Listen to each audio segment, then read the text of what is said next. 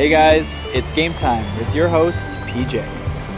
Man, this game really made me question things. Not just about gaming, but honestly about people, loneliness, connection. What a video game is even supposed to be. Death Stranding is one of those games where, even when I wasn't playing it, I was still thinking about it afterward. And whether you love it or hate it, I think that alone says something important. The elements Kojima employed in this game are honestly out of this world. It's weird, philosophical, emotional, frustrating, beautiful, and sometimes even ridiculous all at the same time.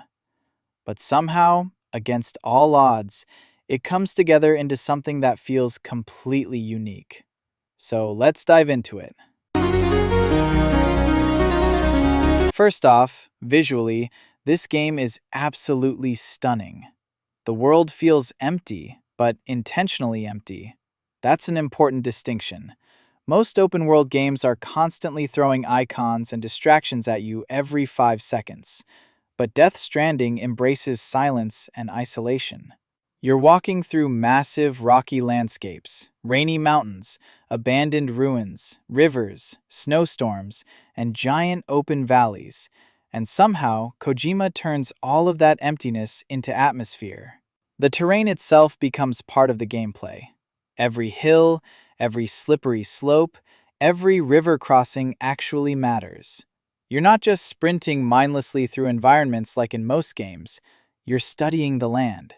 You're planning routes, you're thinking ahead, and the lighting and weather effects are insane. The timefall rain especially creates this eerie mood every single time it starts pouring. The skies darken, the music fades out, and suddenly you know something bad is nearby. Then you've got the BT encounters. Those scenes are terrifying in a completely different way than traditional horror games. It's not jump scare horror, it's tension horror. The black oil rising from the ground, the floating figures in the sky, your BB freaking out, your scanner spinning around wildly. It creates this feeling of dread that's hard to explain. And then Kojima does something genius. He mixes horror with beauty. One moment you're terrified sneaking through ghosts, and the next moment you're standing on top of a mountain while some emotional indie song starts playing in the background. It feels cinematic in a way very few games ever achieve. Now, gameplay-wise, this is where the game becomes divisive. Because, yes, at the end of the day, you are delivering packages. That sounds boring on paper. If someone described this game to me before I played it, I probably would have laughed. But Kojima somehow managed to turn package delivery into this weird, strategic survival experience. You can definitely see echoes of Metal Gear elements riddled throughout the game. Kojima's fingerprints are all over this thing. The BTs are basically ghost zombies that are sensitive to movement and breathing. This is how the game forces you into stealth tactics. When you enter BT territory, the whole game slows down. Suddenly, you're crouching carefully, holding your breath, trying not to stumble while your scanner is freaking out. And honestly, some of those moments are incredibly intense. The game also constantly fights against you physically. Your balance matters. Your weight distribution matters. The terrain matters. If your cargo is stacked too high, you'll trip easier. If you carry too much, you'll burn stamina faster. Rivers can literally sweep you away if you underestimate them. And at first, I'm not gonna lie, I found some of this frustrating. But after a while, something weird happened. I started enjoying the process. There's this strange satisfaction that kicks in when you carefully prepare for a journey, organize your cargo perfectly, bring the right equipment, successfully cross dangerous terrain, and finally make it to your destination with your packages intact. It almost becomes meditative.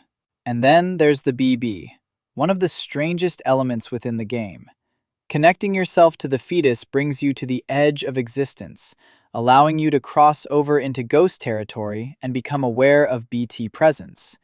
The baby is essentially your danger sensor. But Kojima doesn't stop there. The BB slowly becomes emotionally important to you too. You calm it down, protect it, listen to it react, and eventually it stops feeling like equipment and starts feeling like a companion. Which honestly sounds insane when you say it out loud. Only Kojima could make players emotionally attached to a baby in a futuristic jar strapped to their chest. And another thing I really appreciated is the online system. Other players can leave structures, ladders, bridges, ropes, and roads in your world. Even though you rarely directly see other players, you constantly feel their presence helping you survive. That ties perfectly into the game's central theme of human connection.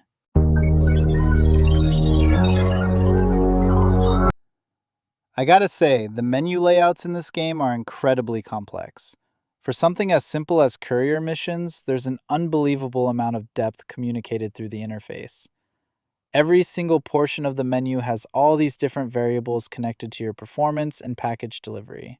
You're monitoring weight limits, cargo durability, stamina, route optimization, weather conditions, terrain difficulty, package priority, and equipment management all at once.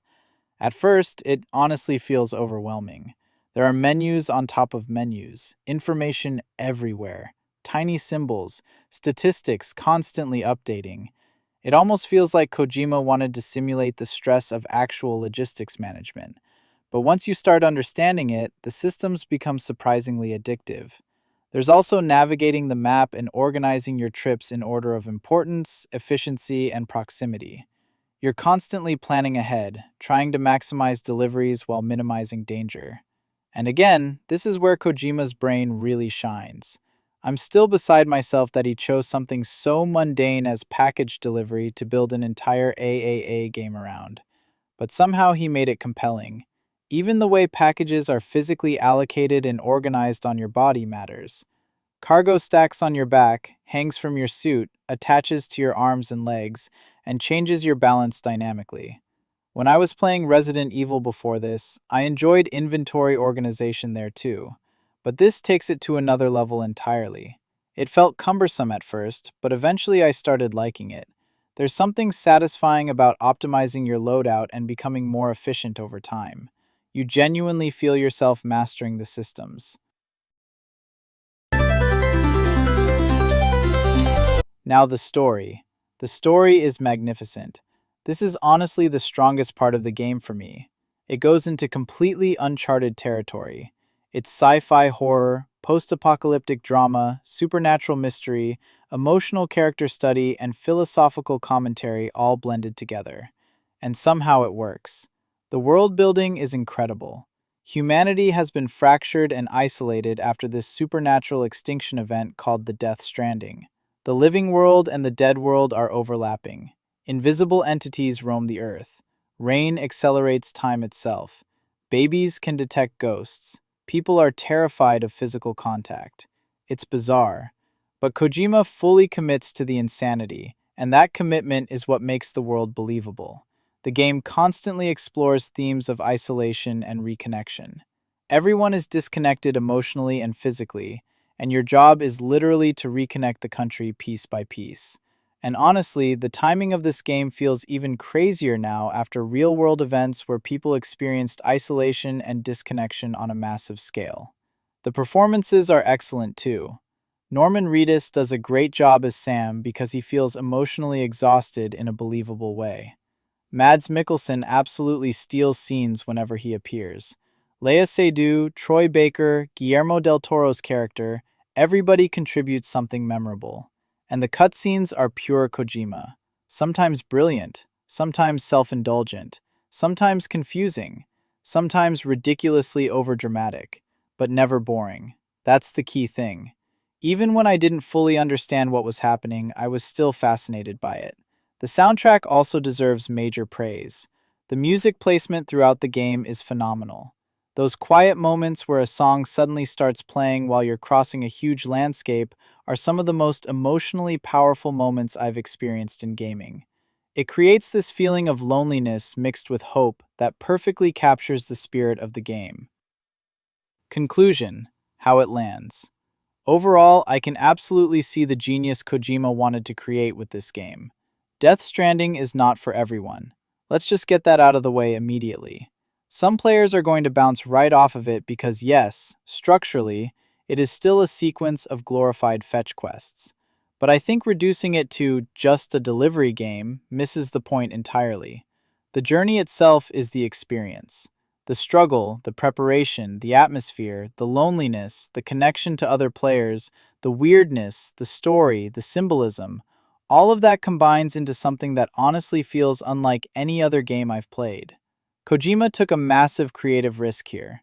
In an industry filled with safe sequels and repetitive formulas, he made something genuinely strange and deeply personal, and I respect the hell out of that. The mechanics are impressive, the world building is incredible, the atmosphere is unforgettable, and the story is absolutely the highlight of the experience for me. There are definitely moments where the pacing drags, and not every gameplay system lands perfectly, but even the flaws feel tied to Kojima's ambition rather than laziness. He fully committed to his vision, and honestly, he couldn't have done a better job bringing that vision to life. So for me, I'm giving Death Stranding a 7.7 out of 10. Thanks for stopping by my channel, and remember, game on.